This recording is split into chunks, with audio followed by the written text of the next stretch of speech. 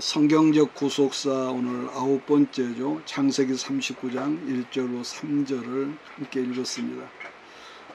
옛날 시대죠. 그러니까 우리나라도 1980년대까지는 우리가 농사를 주업이었죠. 산업사회보다도. 그러니까 어떤 나라, 어떤 종족이라도 옛날에는 생활문화 자체가 농경이었습니다. 그런데 제가 누차 이 시간에 여러분 말씀드렸던 것처럼 팔레스타인 그 지역은 지금도 똑같습니다. 우리나라처럼 비가 자주 오는 지역이 아니라 우리나라의 강우량과 비교한다면 지금도 한 4분의 1에서 5분의 1 정도밖에 안 되는 거죠. 자, 그랬으니 농사하는데 비라고 하는 것은 그야말로 여러분 절실했을 것입니다.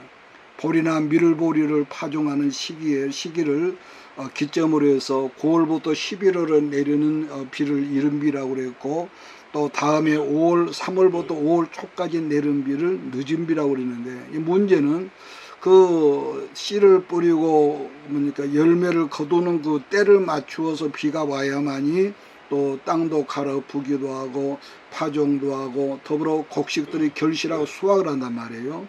그런데 농민들이 원하는 대로 비가 오지 않을 때가 많았던 거죠. 그래서 농경 시대인 팔레스타인 사람들이 절대적으로 신봉하고 의지하는 신이 있었는데 그 신이 바로 바알 신이었죠. 왜냐하면은 첫째, 바알은 농사를 잘 되게 해서 부자 되게 하고, 두 번째로 자식들을 많이 낳게 해주는 이 다산의 신이 바알 신이었습니다. 그런데 이런 점에 있어서 하나님의 사람들에게 이제 가장 큰 문제라고 하는 것은 비를 내리게 하려면은 첫째, 바알 귀신에게 풍성한 제사를 지내야 하는 거. 두 번째는 제사가 일부 순서 걷거나 이분은 술이 떡이 되도록 취한 다음에 바알 신전에서 수많은 그 여사제들과 바알 신에게 제사를 드리는 남자들이 집단적으로 성적인 행위를 여러분 한다는 거예요. 자, 그 다음이 과간인데, 그러한 성행위를 하면은 하늘에 있는 누가 보느냐, 바알 귀신이 그걸 내려다본다는 거 아니겠습니까? 그러니까 바알 귀신님이 그걸 내려다보시고 성적으로 열을 받으셔서 바알 귀신 마누라 누굽니까, 아스다르다고 하늘에서 관계를 하는데, 그때 나오는 이 바알의 정액이 이 비가 돼서 땅에 내린다는 이런 기가 막힌 이런 이거란 말이에요. 바알 종교가. 그러니까 사실 그 모든 것들이 헬라 신들의 난잡한 성적인 것하고 똑같은데요. 그러니까 그런 모든 행위들이 팔레스타인 사람들이 섬기는 그 당시에 주신이었다는 건데, 그러니까 성경에 여러분 그 아도나이라는 말도 있듯이 이 주신이라는 말은 나의 주인이란 말인데, 바알을 일컬어서 그래서 하는 사람, 그 사람들이 아도니라 했다는 점이에요. 물론 그 당시 가나안 땅에도 많은 신들이 있었죠. 그러나 그들 주신이 뭐냐? 그들에게는 언제나 바알이 그들의 주신이었다. 그런 특징 때문에 이 세상 어떤 종족이라 할지라도 바알 신의 그 문화를 한번 맛본 사람들은 그 바알 문화에서 벗어나지를 못하는 이런 지독한 수렁이었다는 것. 그러면은 여기서 왜 그렇겠냐 하지 않겠습니까? 그게 죄로 말미암아 타락한 인간의 본성인데, 바알 신이 간혹 기다리던 이 비를 내려주면은 그 해는 틀림없이 풍년이 들었고, 그런 모든 농산물이 풍성해지고, 그러면 사람들이 저절로 부자가 되기 때문에 바알은 더불어서 이 부자 되게 하는 신, 재물의 신, 이렇게 일컬었습니다. 자, 그 다음에 바알은 술의 신이라고 했는데, 고대 시대 때부터 술신 이름이 뭐냐 하면은 유명한 바카스, 우리가 지금 약국에서 먹는 바카스 있죠. 그것이 신의 이름이에요. 자, 그 다음이 뭐냐, 호세아가 말하는 이 성적 섹스의 신이 바알 신입니다. 이것은 결혼을 한 남자나 여자나 상관없이 1년이면 2달가량을 공식적으로 성행위를 할 수 있는 그런 기간이라는 거죠. 그러니까 이러한 것은 우리들이 예수를 믿으니까 저런 더럽고 아주 나쁜 놈들을 욕할 수 있지만은, 그러나 그 당시에 예수를 믿지 않는 이 세상 사람들이면은 그러한 행위들을 욕하거나 비난할 수가 없는 문제였다는 거죠. 우리나라는 오래전에 이미 간통죄가 지금 폐지가 되었고, 지금 이재명 정권에서는 분명히 간첩질을 하지만은 그것은 죄가 아니라면서 국가보안법을 지금 합법적으로 폐지하려고 지금 상정을 해놓고 있습니다. 또 북한에서는 이 남쪽으로 들어오는 항공기를 쓰레기니 뭐 여러 가지 잡동사니를 보내는 것은 이것은 죄로 물지 아니하지만은, 그러니까 남한 사람들이, 우리 지금 윤 전 대통령도 이 드론 보냈다는 것으로 인해서 이번에 30년형을 받았다고 그러거든요. 엄청난 반역죄라는 거. 그러니까 로마서도 있지만은 법이 없으면 죄도 없다는 거예요. 자, 그런 점에서 바알 귀신 문화는 모든 남성들이나 여자들이 공적으로 다른 사람들과 외도를 해도 그것이 죄가 아니었다는 겁니다. 게다가 한 가지 더 매력이 있는 것은 그렇게 살면은 바알신이 재물의 복을 주기 때문에 다 부자가 된다. 자, 그저 엉뚱한 그 이방신 문화가 훗날 이스라엘 땅을 이스라엘 점령하다 보니까 어떤 역사가 있었냐면요, 우리가 북왕국을 한때 살필 때도 있었지만은 북왕국이 망한 원인이 바로 바알 귀신 문화였거든요. 그러니까 일국의 왕들도 그러한 행위를요, 백성들의 행위를 끊어보지를 못했습니다. 그러니까 북왕국이 망하고 나서 146년 7년 후에 남왕국도 망했단 말이에요. 근데 남왕국 유다도 백성들 가운데 바알신 문화를 끊게 한 사람들은 그야말로 손꼽을 정도죠. 우리가 얼른 생각나는 사람이 누구냐면 히스기야 왕이나 또 요시야 경우도 바알신 숭배를 끊어버리긴 했지만, 산당들을 폐하고 제사를 못 드리게 법으로 했지만, 근데 문제는 이 사람들이 죽고 난 다음에 다음 왕이 올랐을 때는 이전의 왕보다 2배 이상으로 이런 그 바알 신으로 말미암아 백성들의 그 신앙적인 거, 정신 문화를 타락하게 한 것이었습니다. 그러니까 이처럼 어느 시대였든지 한번 바알 신을 맛봤다면 끊지를 못했다는 거. 그러니까 하나님은 이스라엘 민족에게 누누이 큰 민족을 주시겠다고 여러 차례 약속을 했지만은, 그래서 처음 시작부터 이스라엘 백성을 하늘의 별처럼 바닷가의 모래처럼 번성하지 못하게 하시려고 하나님 어떻게 하셨느냐, 아브라함에게, 이삭에게, 야곱에게 종자였던 씨만 주셨다고. 그리고 하나님은 그 씨에 대해서 직접적으로 당신이 관리를 하셨죠. 그런데 문제는 그 씨앗이 큰 민족이 되어버리면은, 당장 그러니까 큰 민족이 되어버리면 이 가나안 땅에서 다시금 창세기 6장으로 돌아갈 수밖에 없고 창세기 11장 때로 돌아갈 수밖에 없다는 거죠.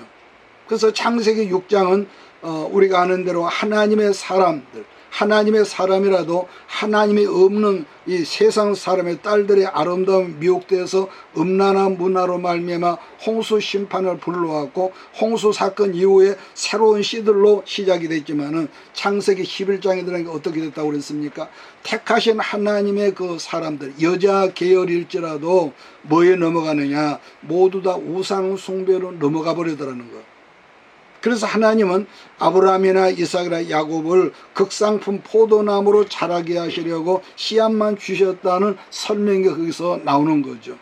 그처럼 3대 이르러 이렇게 종자만 주시다가 드디어 큰 민족을 이루기 위해서 어떤 나라를 하나님께서 큰 민족 되게 하는 못자루로 점 찍으셨냐면은 당시 이집트라는 세계 최고의 이 거대한 애굽을 점 찍으신 것이죠. 그런 연구로 하나님께서 창세기 15장 13절 4절을 읽어보면요, 아브라함의 제사 드리는, 그러니까 자식 문제로 제사를 드리는 그 현장에 하나님이 오셔서 말씀하기를 어떤 말씀하셨냐면, 너는 반드시 알라, 네 자손 이방에서 계기되어 그들을 섬기겠고 그들을 400년 동안 네 자손을 섬기리니 그들이 섬기는 나라를 내가 징벌할지며 그 후에 네 자손이 큰 재물을 이끌고 나온다는 그런 말씀을 하죠. 그러니까 이때 주셨던 복이라고 하는 것은 징벌 차원에서 주신 이 그런 복이었습니다. 그러면은 왜 그것이 징벌적인 차원의 복이냐면은, 제사는 아브라함이 분명히 드렸거든요, 재물로. 근데 재물을 온전하게 드리지 못하는 이 실수를 한 거죠. 그 내용을 잠깐 설명하면은, 큰 재물, 그러니까 소나 양은 배를 갈라서 내장을 끄집어내고 두 쪽으로 쫙 갈라가지고 재물은 드렸는데, 작은 재물 여러분 기억합니까? 비둘기. 새는 적다고, 재물이 적다고 배를 가르지 아니하고 통째로 드렸더니 제사를 드리는 도중에 솔개라는 놈이 내려와서 하나님께 드리는 그 재물을 채가려고 하다 보니까 아브라함이 가만히 있었겠습니까? 그 솔개를 쫓았겠죠. 그러다 보니까 제사가 엉망이 돼버린 거. 다시 말해서 제사가 온전히 연락되지를 못했다. 자, 그렇다면은 왜 하나님은 하필 애굽이라는 나라를 이스라엘 민족이 크게 번성케 하는 못자리로 주셨을까 하는 의문점이 여기서 생긴단 말이에요. 다른 나라도 많았을 텐데 아까 애굽의 주신이 뭐라고 그랬습니까? 앞전에 내가 그랬죠. 가나안 팔레스타인 땅의 주신은 바알이고 애굽 나라의 주신은 무슨 신이냐면은 아피스입니다. 따라서 뭐요? 예. 우리들이 사용하는 만년필 중에 아피스라는 만년필이 있거든요. 그렇다면 아피스라는 신이 무슨 신이냐면은 소신이며 소신. 그러니까 훗날 이스라엘 민족의 지도자 모세가 광야에 와 있을 때, 호렙산 밑에 있을 때 40일 금식하러 기도하러 올라갔다가 백성들이 기대하는 그 시간에 내려오지 않으니까 모세가 죽었다고 생각을 하고 이제 자기들을 인도할 하나님을 하나님이라는 신을 사람들이 만들지 않습니까? 그 신을 뭐라고 그랬냐면은 곧 아피스라는 소신인 금송아지였던 거죠. 그러니까 이스라엘은 400년 동안 구별된 지역이라는 고센 땅에 살았지만 그러나 긴 400년 세월 속에서 애굽의 그 주신이었던 아피스를 섬기는 애굽 사람들과 섞여 살면서 애굽 신을 섬기는 애굽 사람들을 아마 흠모하는 것이 있었을 것이다. 왜 그렇게 말할 수 있냐면은 자기들은 비록 하나님의 선택된 선민이고 하나님을 섬기는 구별된 백성이라고 했지만은 그럼에도 불구하고 지금 자기들의 신분이 뭡니까? 애굽 사람을 섬기는 노예들이고 또 애굽 사람들은 자기들이 섬기는 주인이니까. 그런데 이스라엘 사람들은 자자손손 주업이 뭐냐? 목축업이란 말이에요. 따라서 부정한 짐승들은 키우지도 않을 뿐더러 그러한 짐승의 고기를 먹지도 않았습니다. 여러분, 하나님 말씀인 율법은 모세 때 주어졌지만은 성문화된 제사 제도법이나 안식일을 지키는 그 제도법은요, 그러니까 모세가 율법을 받기 이전부터 오랜 옛날부터 구전 입에서 입으로 전해 내려오는 이 법이란 말이에요. 자, 그렇기 때문에 제사법대로 제사를 드리면은 하나님이 연락하시고 받으셨지만은 그러나 그 제사법대로 제사는 지내지만은 법대로 하지 않으면은 하나님께서 그 제사를 안 받으시고 제사 드리는 사람들까지 경멸하셨던 거죠. 그래서 우리가 이사야를 보면은 수많은 제사가 무슨 내게 필요가 있냐. 그러면서 제사 좀 드리지 말았으면 좋겠다 그런 평을 했거든요. 그에 따라서 노아도 홍수가 끝나고 난 직후 방주에서 나왔을 때 어떤 짐승을 드렸냐면 정결한 짐승들로 제물을 번제물로 드렸다고 그랬습니다. 따라서 제사법이 구체적인 법으로 정해지고 성문화된 것은 아까 말한 대로 율법이 주어진 그 모세 때부터였지만은 에덴 동산에 쫓겨나온 직후부터도 제사법이 정해져 있었다는 것을 우리는 여기서 발견할 수가 있는 거죠. 자, 그렇기 때문에 모든 히브리 사람들은 목축이 주업이었지만은 예를 들면은 예를 들어서 개나 돼지는 집에서 키우지를 않았다는 것이 왜냐하면 그러한 것들은 정결한 짐승이 아니었고 그래서 부정한 짐승들이기 때문에 여러분 먹지도 않고 키우지도 않았습니다. 그렇다면 정결한 짐승이란 뭐가 있었겠냐면 우리가 아는 대로 소나 뭡니까 또 양밖에는 없죠. 근데 말은 절대로 필요한 것이면 말은 전쟁할 때 사용하는 전쟁용 수단이고 그래서 우리가 성경을 보면요 싸움을 여러분 상대가 항상 말이 나오죠. 계시록에도. 그러나 나귀를 말할 때는 뭡니까 사람을 섬기고 돕는 일에 짐을 실어 나눈다든지 그래서 예수님은 평화를 상징할 때 나귀를 타고 왔다 이렇게 말씀합니다. 그러니까 짐을 실어 나르는 수단이었지 그런 것으로 하나님께 드리는 제물로는 삼지 않았다는 것입니다. 또 소나 양은 고기뿐만 아니라 저신에 가죽이 있었기 때문에 사람들에게 굉장히 유익했기 때문에 그걸 사육하도록 하나님이 허락하셨고요. 자, 그런데 외의 짐승이라면은 양 말고 뭐가 있습니까? 양을 닮은 염소라는 짐승이 있는데, 그러나 염소를 키우긴 키웠지만은 많이 키우지를 않았습니다. 근데 왜 그러냐? 그러면 그 이유가 뭐냐면, 우선 염소는 자기 주인이라도요 치받는 공격성이 있습니다. 염소의 특징입니다. 또 하나는 염소는 풀만 뜯어먹는 게 아니라 그 풀에 뿌리까지 파먹는 특성이 있어서 염소를 키우다 보면 아예 목초지가 없어져 버린다는 거예요. 자, 이런 점에서 조금 다른 말 같지만, 교회도요 순종자라는 양들만 있으면은 좋을까요, 나쁠까요? 좋을까, 나쁠까요? 아, 좋지요. 그런데 좋을 것 같지만은 영적인 진보가 없습니다. 사람은 이상하게요, 뭔가 중간중간 시달리고 불편한 것이 있어야만이 그것 때문에 겸손해지고 그것 때문에 자숙한 것이 있거든요. 그러니까 반드시 치받는 염소 같은 녀석들이 교회 안에 한두 사람 있을 때 공동체 신앙이 긴장하고, 목사도 똑같습니다.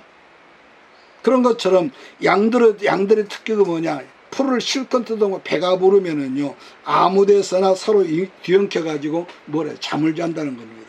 그러면은 양들은 보통 위장이 약하기 때문에 운동을 안 하면 위장병이 생기기 때문에, 그래서 목자는 반드시 수염소 몇 마리를 양들 가운데 풀어 놓으면은 그 염소들이 뛰어다니고 뒤받기 때문에 양들이 한 곳에 뒤에 엉키지 못하고 달아나다 보면은 저절로 소화가 되고 건강한 이 양들이 됐다. 이것은 제가 한 말이, 목자들이 한 말이죠. 그래서 결국 필요한 것은 양이고 소이기 때문에 목축도 했지만은 그 짐승들을 잡아먹는 거, 너무 당연한 말이지만, 문제는 이집트 사람들 입장에서는 옛날부터 애굽 사람의 신이 아까 뭐라고 그랬습니까? 아피스, 소신이란 말이요. 곧 항소를 신으로 섬기는 함족이기 때문에 히브리 사람들을 그들이 어떻게 받겠느냐, 여기서 가면 생각을 해봐야 합니다. 애굽 사람들 관점에서는 그야말로 히브리 사람들이 재수 없는 종족이란 말이에요. 지금도 인도 사람들 신은 뭡니까? 소거든요. 그렇기 때문에 그 큰 대로에 자동차를 몰고 가다 보면 소들이 그 대로를 어슬렁거려 길거리에 똥을 싸도요 거기에 더 시비하는 사람들이 없다는 것은, 소신은 인도에서 오랜 옛날부터 자기들이 섬기는 신이었기 때문에, 물론 인도도 지방이 나누어져 가지고 소고기를 먹는 지방도 있다고 그러죠. 따라서 애굽 사람들 입장에서는 히브리 사람들이 얼마나 거슬렸고 영적으로 재수가 없으며 야만족처럼 보지 않을 수 없었을 거라는 것. 자, 그랬기 때문에 하나님은 이스라엘 사람들을 일부러 애굽 땅으로 큰 민족의 못자리로 삼고 그리로 보냈다는 것. 왜냐하면은 아까 말했죠, 애굽 사람들은 소가 자기들 신이지만은 히브리 사람들은 소를 키우기도 하고 죽이기도 하고 팔기도 하고 그 고기를 먹고 그 가죽을 또 쓰고, 그리고 그 소를 하나님께 제물로 드리기도 하고, 그러니까 그처럼 애굽 사람들은 히브리 사람들이 재수 없는 족속들을 여겼기 때문에 함께 있지도 않고 함께 앉아서 음식도 먹지 않았다는 겁니다. 그러면은 애굽 사람들, 히브리 사람들 함께 식사하지도 않았다는 말씀이 어디에 있을까 궁금하지 않겠습니까? 자, 여기서 오늘 본문 성경을 우리가 생각할 때 10수년 만에 요셉이 형제들을 만나지 않습니까? 그랬을 때 형제들을 식사 자리에 초대를 했을 때 자기 어머니 라헬이 낳은 자기 동생 베냐민을 보더니 요셉이 얼마나 그 마음에 여러분 기가 막히게 지난 세월에 서러웠겠어요. 그래서 슬픈 감정을 눈물로 다 쏟고 난 다음에 식사 자리에 나오는 게 있거든요. 자, 창세기 43장 32절을 얼른 한번 찾아봅시다. 창세기 43장 32절.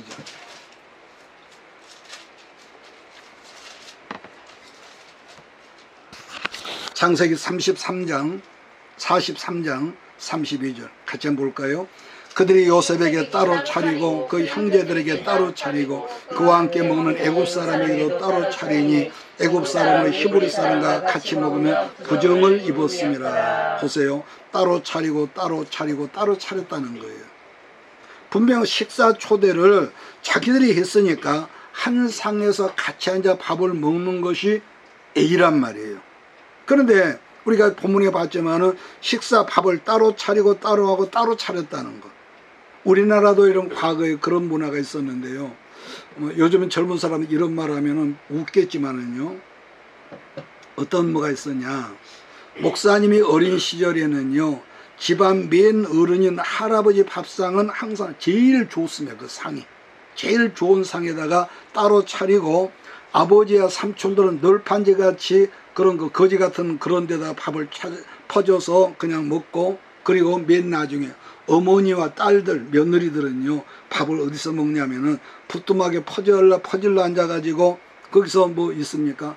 옛날 그 포기김치 좋게 담지도 않았죠. 거기서 엄마들이 먹는 김치는 지금 생각해도 보면은 그 긴 포기김치를 쭉 찢어가지고 입 벌리고 먹는 걸 지금도 지금 생각이 되거든요. 그러니까 지금 본문 성경을 보면 국무총리님은 그래도 총리님이니까 따로 밥상을 차리는 것은 좀 이해할지라도 밑에 있는 하인들은 히브리 사람들하고 같이 둘러앉아서 한 상에 밥을 먹어야 하는 것이 이게 정석이란 말이에요. 자, 근데 자기들이 지금 이 히브리 사람들 초대를 했으면서도 같이 앉아서 한 상에서 밥을 먹지 않고 따로란 말이에요. 그러니까 생각할수록 얼마나 예의가 없는 사람이고 참 이상한 사람들이다. 그래서 한 자리에 앉아서 같이 밥을 먹는 것은 그야말로 뭐라고 합니까? 이걸 친교거든, 친교, 교제. 여러분 교회에서도요, 예배만 목사님이 촉도만 끝나면 얼른 이런 도망가 버리는 사람들이 있는데 그런 사람의 평생을 그 교회에 여러분 다녔다 할지라도요, 교제다운 교제도 없고 뭡니까? 친밀감이 없어요. 그저 우리 교회에 나온 사람이다. 그래서 때로는 그 사람들이 내 마음에 들지 않은 사람이 있을지라도 같이 앉아서 일주일에 한 번 정도는 같이 밥을 먹을 때에 조금 섭한 마음도 누그러지고 정감이 생기는 것이 음식 문화거든요.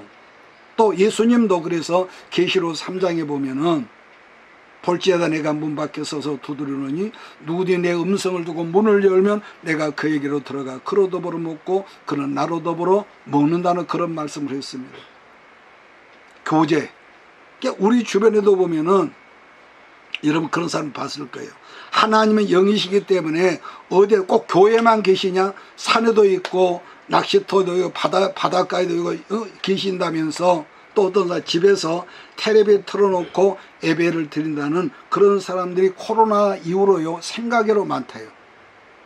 물론 그 말이 전혀 황당무계한 틀린 말은 아니라 할지라도요, 그런 사람들은 교회론에 대해서 성막론에 대해서 전혀 배우지 못한 무식한 사람들이죠. 그러면은 그 사람들 지론대로 말하면 왜 하나님은 말씀하기를 누누이 내가 지정한 그곳으로 가서 제물을 드리고 예배를 드리라고 그랬겠냔 말이에요. 또 다니엘 성경을 보면은 다니엘은 사자굴로 형벌이 기다리는 걸 자기가 뻔히 알면서도 자기 고국 땅 창문을 활짝 열어놓고 고국 땅이 있는 예루살렘을 향하여서, 예루살렘 뭐가 있습니까? 하나님의 꿈에도 그리던 성전이 있는 쪽을 향하여서 무릎을 꿇고 하루에 3번 경배했다는 말씀이 있죠. 또 솔로몬 왕이 훗날 성전 봉헌식을 할 때에 하나님의 백성들이 혹 시험 들어서 이 하나님 앞에 기도하는 그 내용이거든요.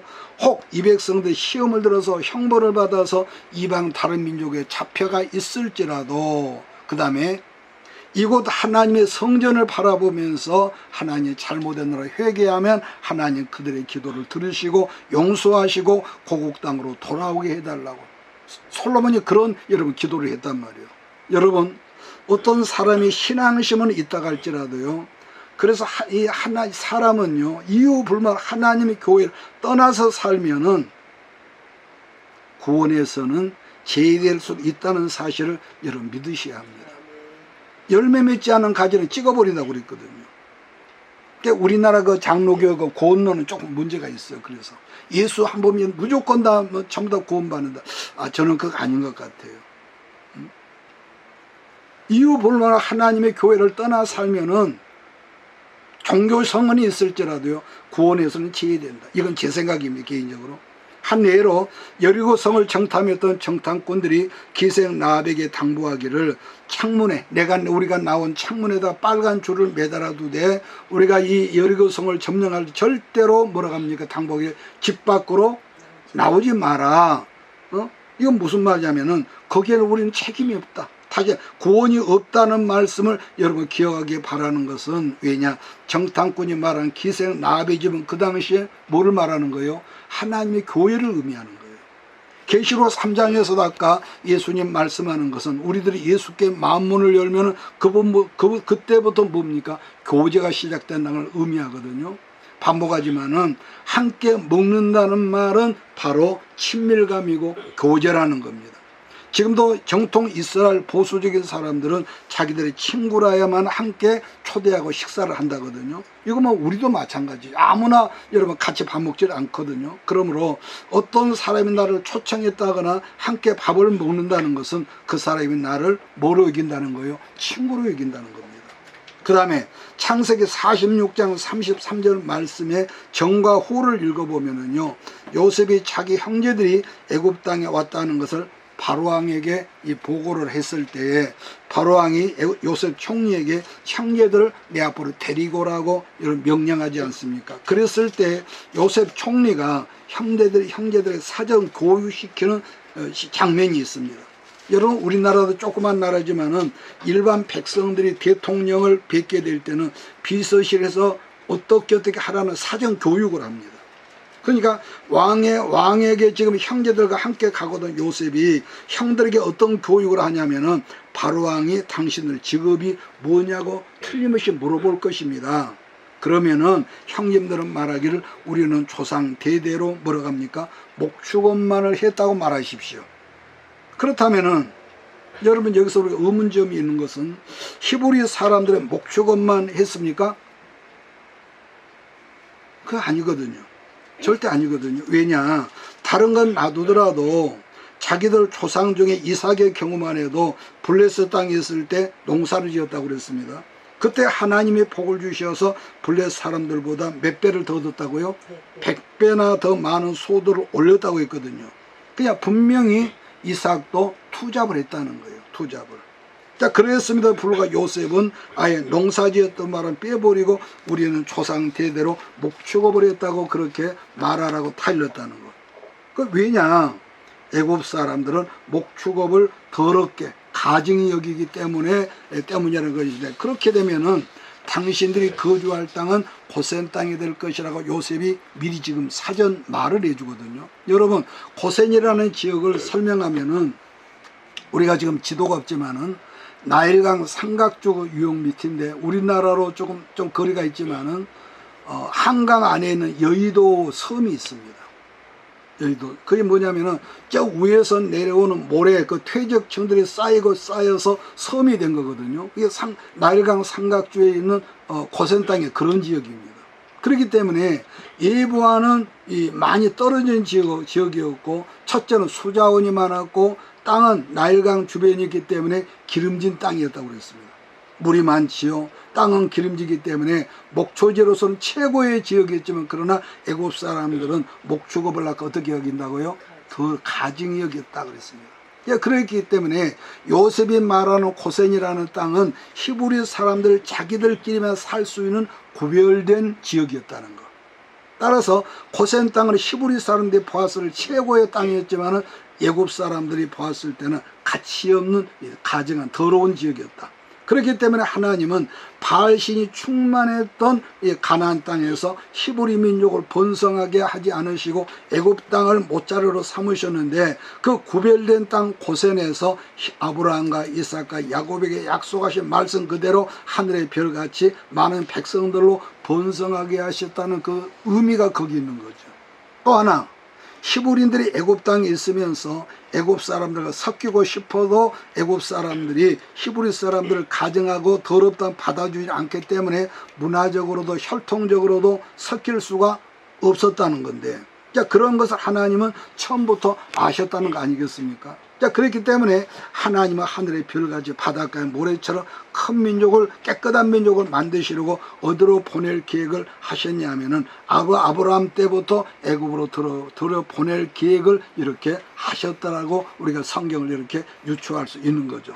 그래서 그러면은 결론적으로 하나님의 마스터 플랜이 뭐냐면은 야곱의 아들 중에서 요셉을 애굽으로 먼저 들어보내는 것이었는데, 그 성경은 말하기를 한 사람 요셉을 먼저 보내셨다고 말씀한 것인데, 따라서 요셉은 형들에게 팔린 게 아니거든요. 물론 실제로는 분명 은돈 20냥의 요셉이 이스마엘 사람들에게 팔렸습니다. 자, 그런데도 팔린 게 아니라 성경은 하나님이 자기 가족들보다 먼저 당신들을 살리기 위해서 하나님께서 나를 먼저 보내셨으며, 이 말을 요셉이 훗날하는 거죠. 자, 제가 시편 105편 16절부터 19절을 여러분 읽어드리겠습니다. 그가 또 그 땅에 기근이 들게 하사 그들이 의지하고는 양식을 다 끊으셨도다. 그가 한 사람을 앞서 보내셨으며 요셉이 종으로 팔렸도다. 그의 발은 착고에 차고 그의 몸은 쇠사슬에 메었으니 그 여호와의 말씀이 응할 때까지라. 그의 말씀이 그를 단련하였다는 그런 이 말씀이었습니다. 그러니까 외적으로는 분명 그 발이 지금 요셉의 발이 쇠사슬에 수갑에 채워져 있어 끌려갔지만은 그 모든 것이 알고 보면 하나님께서 먼저 요셉을 애굽 땅으로 들여 보내셨다는 거. 보내셨. 여러분 그 조금 거리가 있는 말, 옛날 중국에서 나온 여러분 책 중에서요, 채근담이라는 책이 있습니다. 채근담 책이 있는데 그 책 중에서요 이런 말이 있거든요. 하늘에서 낸 사람은 반드시 초금 목피를 할 정도로 낮추신다는 그런 의미의 그 말입니다. 초금 목피. 그러니까 요셉을 보면은 우선 형들로부터 자기 그 혈족으로부터 배신을 당했지요. 두 번째 노예로 팔렸지요. 그랬는데 한마디로 노예살이로 먹고 살만하니까 이제 누명을 쓰고 한 번 들어가면 죽어서만 나온다는 시대 지하 감옥에 들어가지 않습니까? 그러나 하나님은 그런 요셉에 대해서 계속적으로 어떤 말씀을 하냐면은 하나님이 요셉과 함께 하심에 요셉이 형통한 자가 되었더라, 이런 말씀을 한다는 거죠. 그러니까 이런 말씀은 여러분 우리가 수평적인 관점에서는 말도 안 되는 그런 택도 없는 소리를 하나님이 계속 하시는 거예요. 자, 그 다음 이웃과 무슨 일이 생깁니까? 바로왕의 식당을, 그러니까 감옥에 들어갔는데 바로왕의 식당을 관리하는 장관과 왕의 모든 수를 관장하는 장관의 꿈을 풀어주는 사건으로 말미암아 일개 노예이며 주인이었던 요셉에게 국무처리, 여러분 감옥문이 열리더니 국무총리 자리에 문이 열리고, 그 다음 애굽 천재의 엄청난 풍년과 가뭄으로 흉년이 들게 했으며 그 사건으로 아버지 가족을 만나게 했으며 국무총리의 권한으로 자기 가족들 합법적으로 애굽 땅으로 이민을 오게 하더라는 거. 그러면은 그 모든 것들 요셉이 했겠냐? 하나님이 하셨다. 누가 하셨다고요? 하나님이 하셨다. 우리는 모르거든요. 그 다음은 야곱 가족이 애굽이라는 그 땅 못자리에서 이미 하나님이 말씀하신 대로 큰 민족이 되면은 다른 이방 사람들하고 섞이지 않고 큰 민족이 된다는 것이 하나님의 계획이란 말이에요. 그러니까 이 아이디어를 그대로 끌고 가는 핵심 구절이 창세기에 그대로 나와 있는데, 창세기 39장 2절 3절 말씀과 그 다음 23절을 우리가 한번 같이 읽고 오늘 말씀 줄이겠습니다. 창세기 39장 2절 3절 오늘 본문 말씀이지요. 같이 읽습니다. 시작. 여호와께서 요셉과 함께 하심으로 그가 형통한 자가 되어 그의 주인 애굽 사람의 집에 있으니 그의 주인이 여호와께서 그와 함께 하심을 보며 또 여호와께서 그의 범사에 형통하게 하심을 보더라. 그 다음에 23절. 간수장은 그의 손에 맡긴 것을 무엇이든지 살펴보지 아니하였으니 이는 여호와께서 요셉과 함께 하심이라. 여호와께서 그를 범사에 형통하게 하셨다. 여러분, 그러니까 지금 요셉이라는 사람을 창세기 기자가 소개하면서 더불어 두 가지 단어를 지금 함께 말하고 있거든요. 첫째는 하나님이 요셉과 함께 하셨더라. 말씀. 둘째는 그러한 결과라서 요셉이 형통한 사람이 되었더라. 두 거거든. 이 두 가지 말씀이 요셉 인생 전체에 대한 하나의 평가라고 할 수 있듯이 나는 이 말씀이 여러분에게는 주어진 말씀으로 받으시기를 예수님을 축원합니다. 그러나 위에서 제가 잠깐 언급했지만은 이걸 수평적 인간적인 우리 이 짧은 이 돌대가리 머리의 관점으로 본다면은 우선 보십시오. 아버지 야곱의 심부름을 요셉이 순종함으로 갔는데 뜻밖의 형들에게 벌거벗 끼고 맞아 죽을 뻔했는데 그때 하필이면 이스마엘 사람들이 노예 이 장사꾼들이라는데 은돈 20냥의 노예로 팔렸고, 그래서 이제 이스마엘 사람들에 끌려가서 노예 시장에 요셉이 서 있었는데 하필이면 시대장이 그 요셉을 발견하고 사간 것이죠. 자, 그런데도 성경은 뭐라고 하느냐, 그러니까 우리가 요셉 입장에서 언어가 다나 기가 막혀 억울하고 뭐 말이 안 나오겠죠. 응? 자, 그래도 성경은 뭐라 그러냐, 하나님이 요셉과 함께 하시는 요셉이 형통한 자가 되었다 이렇게 말한다는 거. 자, 그런데 그 창세기 39장 1절로 3절 그 다음에 4절부터 보면은요 또 기가 막힌 사건들이 기다리는 거죠. 요셉이 최선을 다해서 주인집을 섬기다 보니까 보디발의 눈에 띄어가지고 드디어 가정 충무가 돼서 모든 집안 살림과 노예들을 여러분 다스리는 가정 충무가 되었는데, 쉽게 말하면 우리 식으로 먹고 살만한 처지가 된 거죠 이제는. 그런데 하필이면 그때 무슨 일이 있었느냐, 자기 상전인 시대장 부인 사모님이 어느 날부터 눈을 껌벅껌벅 하면서 성적으로 욕을 했다는 거죠. 여러분, 시대장이라면 오늘날로 말하면 대통령, 경호실장, 막강한 파워 아닙니까? 그런 어느 날 근데 그런 시대장이 왕과 더불어서 먼 곳으로 출장을 가서 집을 여러 날 비웠던지 그 비어있는, 남편이 비어있는 순간에 그 사모님에게 요셉이라는 젊은 청년이 어느 순간부터 그 눈구멍에 싹 들어오는 거예요. 근데 이 애국 문화는요, 이 우상 문화는 항상 이렇게 가증하고 더럽다는 말을 아까 제가 잠깐 언급을 했는데, 그러니까 그 당시에 모든 노예들은요, 남자든 여자든 주인들의 놀이개감이었습니다. 팔이 목숨이었고. 그런데 그런 요셉이 최고로 나쁜 것이 뭐가 있었냐면은, 요셉의 어머니 라헬은 누굽니까? 자기 아버지 야곱의 물을 7년 동안을 침 흘리면서 따라다녔던 뭡니까? 절세 미인이란 말이에요, 라헬이. 그래서 아마 요셉이 어머니 라헬을 닮았듯이 성경은 요셉의 외모에 대해서 말하기를 요셉이 얼굴이 잘생기고 또 아름다웠다 이렇게 소개를 하거든요. 그러니까 한마디로 요셉은 용모가 너무 뛰어날 정도로 잘생겼다는 거.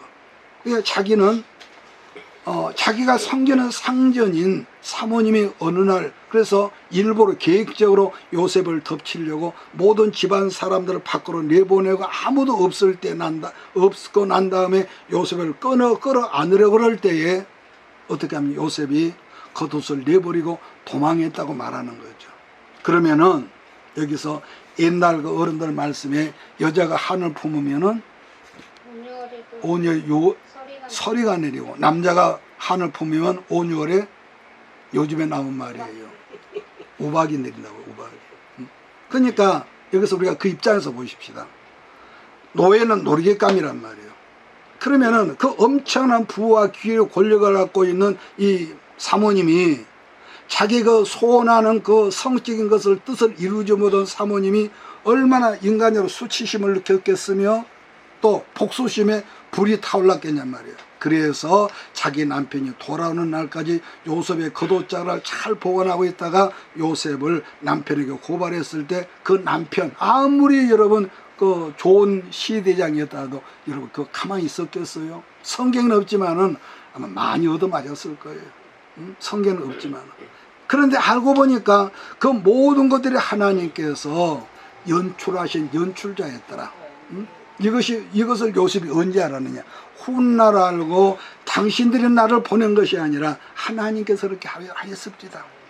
이러면서 형들을 위로했던 것 같이 여러분 우리도 그 어느 날 어떤 기가 막힌 사건들이 여러분 앞에 다 해결되고 해결했을 때 다른 사람을 품어주고 위로할 수 있는 그 넉넉한 성령의 사람이 되기를 예수의 이름으로 축복합니다. 이것이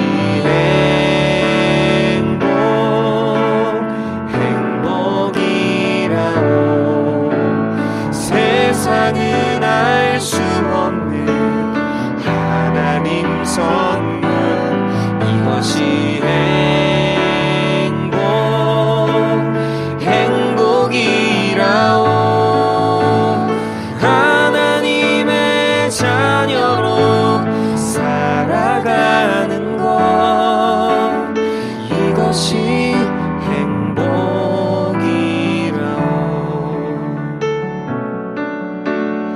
이것이